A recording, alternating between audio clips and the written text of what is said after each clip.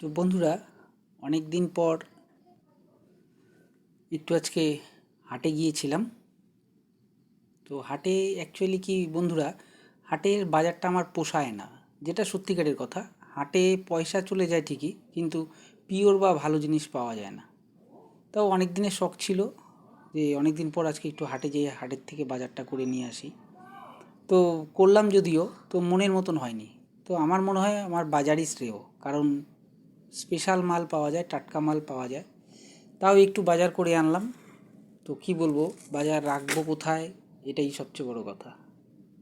পেঁয়াজ কলি, এটা আমার সকালবেলা আলু দিয়ে খেতে খুব ভালো লাগে। আর আনলাম হচ্ছে, এনেছি কিছু জিনিস এনেছি, রাখারও জায়গা নেই, সব পচে যাচ্ছে। এই আদা এনেছি, লঙ্কা এনেছি,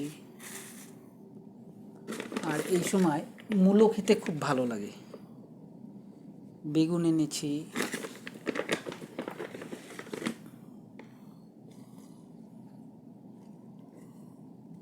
তো কি বলবো আর, মূলোগুলো ভালোই এনেছি, লোকাল মূলো একদম।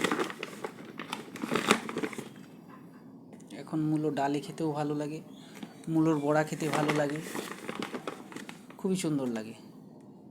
পেঁয়াজ এনেছি, আলু এনেছি, রাখার জায়গা নেই, কি বলবো।